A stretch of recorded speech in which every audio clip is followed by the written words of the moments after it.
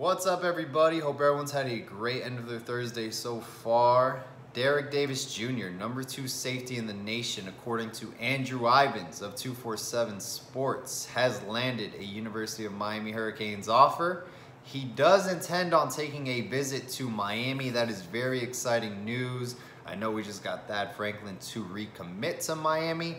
I want to build off of that momentum, build a strong base, finish with a top 5 recruiting class for the 2021 recruiting period. So I think it's great that the number 2 safety in the nation wants to visit, wants to come on campus. Plus, does this have to do with the Ed Reed effect, guys? I want to hear your opinion.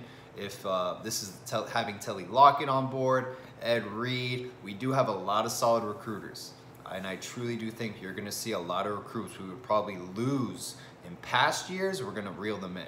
I truly think that, and I honestly think that we can reel in a top 5 recruiting class if we have a successful regular season as well. So I'm really excited that Derek Davis Jr. does want to take a visit, and I think we do have a fair shot. I know we're pretty stacked at safety, but at the same time, there's other schools like Alabama, LSU, and Clemson. They're stacked at every position. They still reel in the best players in the nation. So it's all about reloading at every position and not rebuilding. Another name in recruiting, Steven Ortiz, 4-star cornerback out of Arizona. Here's the backstory on Steven Ortiz if you guys aren't familiar with him. Stephon Adams from Canes Insight, he did a freshman profile on Steven Ortiz, stating he had a Miami connection.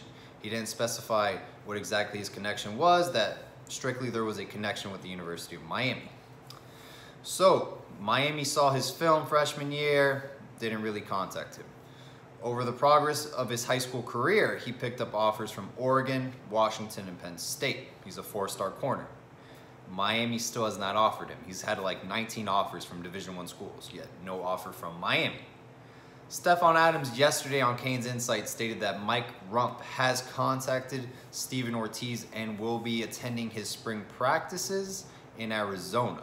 So there is traction there. I know a lot of fans want him to come to Miami. Steven Ortiz also, I believe, was spotted wearing University of Miami apparel while attending classes in high school. So he obviously wants to be a Miami Hurricane. There's a crystal ball right now of Steven Ortiz going to Penn State, and he's got an offer from Oregon. And Mario Cristobal is he can seal the deal on any recruit. Great recruiter. So, hey, we're a little bit late to the party, but there may be some traction there. We still haven't offered him, but there's interest. So definitely monitor that situation. Wanted to talk about the Jimmy Murphy interview, guys, with the Orange Bowl Boys podcast. If you haven't listened to their podcast yet, they do an outstanding job. I highly recommend you guys check them out sometime. A lot of informative things, guys. I'm not going to go totally in detail. I will tell you this. Hearing Jimmy Murphy's story on how he became a Miami Hurricane, wow, that truly did inspire me. Just hearing him, I know for a fact it's pretty evident he's going to be successful in life, and he's everything you want in a Miami Hurricane. And he was raised the right way, and man, he truly is a person to look up to. Truly inspiring human being, and I just wish the best for his career endeavors moving forward. So that was definitely an outstanding story to hear, and I want you guys to hear his story as well, because it really is inspiring. But Jimmy Murphy, some things he went over, he necessarily didn't say it was a culture problem at Miami. It was more of a chemistry problem. He said a lot of the players, they didn't hang out with each other, and that's something Ed Reed did state was very vital in a successful team, was having those bonding experiences. And a lot of players, they weren't really friends. Nobody really bonded. And Jimmy Murphy said, and that does translate into culture, and Coach Manny Diaz is big on building a culture at Miami. He compares it a lot to the Miami Heat organization with Mickey Arison, Pat Riley, and what they built there. Hardworking players. And that's kind of what he wants to bring to Miami, and that a lot of the players that did transfer out, they can leave. They were part of that poison to the program, Jimmy Murphy stated. Also, regarding the FIU game, Jimmy Murphy said that the University of Miami was completely just mentally not ready for that game, and he really believed, I know they lost a lot of games after bye weeks. But he makes a good point. You know, it was like long breaks. You know, throughout the season, you know, they were the first game of the season to play at Florida. You know, they had a long break. Then they go into North Carolina, so it kind of makes sense what he's saying. They couldn't really get into a roll, but nonetheless, they were very streaky. And yeah, it was really the team just wasn't there, man, fully. There weren't a lot of leaders, Jimmy Murphy stated, and guys like Al Blades Jr., who is a true leader, he stated, and also Zach McLeod, how selfless he was he acknowledged he wasn't going to play a lot.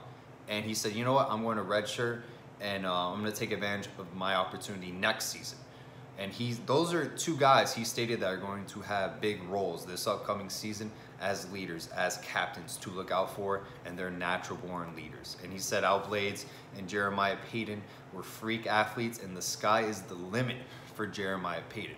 He also thought the world of D'Eriq King. He actually met D'Eriq King personally and said he was a great individual, and he expects big things. So that's very exciting. And he also stated that he likes the 2020 class coming in, that they are bonding, they're always together, and that Coach Manny Diaz is pushing a very chemistry-oriented team. He wants everyone to be hanging out together. And he also stated that another reason why the offensive line is going to be successful is because you had a lot of freshmen who weren't really, they'd never played together before, and now year two, they have all this game experience and they're used to playing with each other, so expect a big season from them as well. Also, we have Rhett Lashley, who wants to get the ball out very quick, where Dan Enos was just stuck in his ways, similar to coaches we've had in the past, like Mark Richt, for example.